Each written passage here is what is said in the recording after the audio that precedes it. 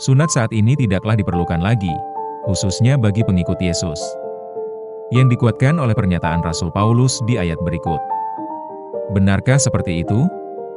Tetapi ada juga pandangan yang mengatakan bahwa sunat masih berlaku. Jika memang demikian, apakah ini berarti sunat hanya untuk bagi bangsa Yahudi, dan pernyataan Rasul Paulus khusus untuk bangsa non-Yahudi?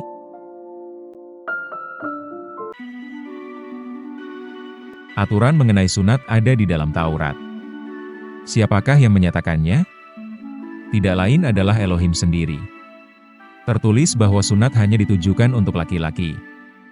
Tetapi apakah sunat itu sebenarnya? Ketika kulit khatan seorang anak laki-laki yang berumur 8 hari dipotong. Marilah kita perhatikan kembali ayat berikut. Kalimat, seseorang yang bersunat janganlah berusaha meniadakan tanda-tanda sunat itu. Kami ulangi sekali lagi. Meniadakan tanda-tanda sunat. Pertanyaannya adalah, apakah hal itu mungkin dikerjakan? Yang pertama, apakah dapat terlihat di jalan orang-orang yang disunat dan tidak disunat? Tentu saja itu tidaklah mungkin, karena tertutup dengan celana. Jika memang demikian, mengapa Rasul Paulus menyuruh meniadakan tanda-tanda sunat? Yang memang mustahil terlihat. Yang kedua, sunat berarti memotong kulit khatan pria. Dapatkah kulit yang dipotong sudah cukup lama disambung kembali? Tentu saja tidak bisa. Jadi sekali lagi, menghilangkan tanda-tanda sunat tidaklah mungkin dilakukan. Jika memang demikian, maka kata sunat, menurut apa yang Torah 30 menit yakini, tidak lain adalah kata kiasan. Yang berarti kalimat, jika seseorang dipanggil dalam keadaan tidak bersunat, juga merupakan kiasan. Jadi, apakah arti sebenarnya dari sunat dan tidak bersunat? 1 Korintus 7 ayat 19 tertulis, bersunat atau tidak bersunat tidak penting. Dikarenakan ayat ini, maka banyak orang berasumsi bahwa sunat tidak diperlukan lagi. Walaupun bila diperhatikan baik-baik Rasul Paulus tidaklah mengatakan, ataupun melarang untuk sunat. Yang dikatakannya adalah, bahwa sunat tidaklah penting, tetapi tidak bersunat juga tidaklah penting. Jadi apakah maksud pernyataannya? Mari perhatikan ayat berikutnya. Timotius adalah anak rohani Rasul Paulus yang dikasihi. Dan apakah yang dikehendaki Rasul Paulus untuknya? Agar Timotius disunat. Mengapa demikian? Apakah dikarenakan Rasul Paulus takut dengan orang banyak? Bukankah ia sendiri yang mengatakan, bersunat atau tidak bersunat tidaklah penting? Bukankah ia harusnya menyatakan imannya dengan tindakan? Sekali lagi kami mau menekankan bahwa apa yang tertulis di 1 Korintus 7 ayat 18 dan 19, pernyataan Rasul Paulus mengenai sunat dan tidak bersunat adalah kiasan. Karena Rasul Paulus bukan seorang pengecut yang takut menyatakan imannya di hadapan banyak orang. Jadi, apakah arti sebenarnya? Ada golongan orang-orang bersunat yang sedang berselisih pendapat dengan Rasul Petrus. Yang berarti, Rasul Petrus bukanlah bagian dari golongan tersebut. Di ayat berikutnya terlihat bahwa orang-orang yang bersunat ini menekan Rasul Petrus yang mau masuk, dan makan bersama dengan orang-orang yang tidak bersunat. Jadi jelas sekali ada dua kelompok, orang-orang bersunat dan orang-orang tidak bersunat. Yang berarti arti sunat dan tidak bersunat, berbicara mengenai kelompok orang. Di Kisah Para Rasul 11 ayat 1 ada juga yang disebut bangsa-bangsa lain, yang dalam bahasa Yunaninya, etnos. Orang-orang ini menerima firman Allah, yang berarti menjadi satu kelompok dengan para rasul. Kami ulangi.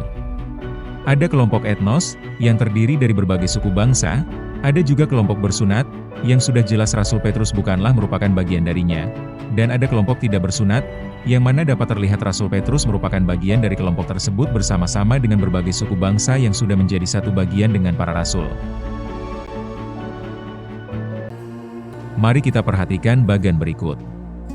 Kelompok etnos terdiri dari berbagai suku bangsa, yang kemudian masuk ke dalam kelompok para rasul, para pengikut Yesus Kristus, yang disebut orang-orang Kristen. Yang harus dimengerti, ada banyak orang-orang Kristen yang keturunan Yahudi, karena memang para rasul pun mayoritas adalah keturunan Yahudi, termasuk juga Yesus Kristus. Berarti kelompok Kristen ini terdiri dari bangsa Yahudi dan non-Yahudi. Tetapi ada juga kelompok bersunat, yang menyindir Rasul Petrus yang mau makan bersama-sama dengan kelompok orang-orang yang disebut juga kelompok tidak bersunat. Jadi, menurut pandangan kami, kelompok bersunat ini jelas sekali menyindir orang-orang Kristen yang terdiri dari keturunan Yahudi dan non-Yahudi. Yang harus dipahami adalah, pada masa sebelum kehadiran Yesus Kristus bangsa Yahudi memiliki satu keyakinan, yaitu Yudaisme. Keyakinan yang khusus untuk bangsa Yahudi, keturunan langsung Abraham. Di dalam keyakinan agama Yahudi ada suatu aturan.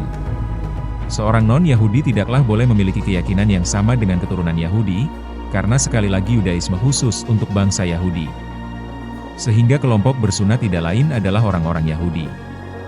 Dan kelompok tidak bersunat adalah orang-orang non-Yahudi. Bersunat dan tidak bersunat juga berbicara mengenai keyakinan. Yang berarti bersunat mempunyai makna Yudaisme, dan tidak bersunat, non-Yudaisme. Jadi apa yang Rasul Paulus hendak sampaikan adalah, jika seorang Yahudi dipanggil, yaitu menjadi pengikut Kristus, baiklah ia tidak perlu meniadakan eksistensinya sebagai orang Yahudi. Dan jika seorang non-Yahudi dipanggil menjadi pengikut Kristus, tentu saja ia tidaklah perlu menjadi penganut Yudaisme.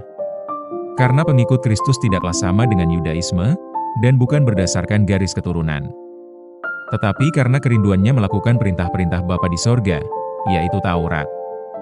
Karena hukum Taurat berlaku untuk keturunan Yahudi dan non-Yahudi.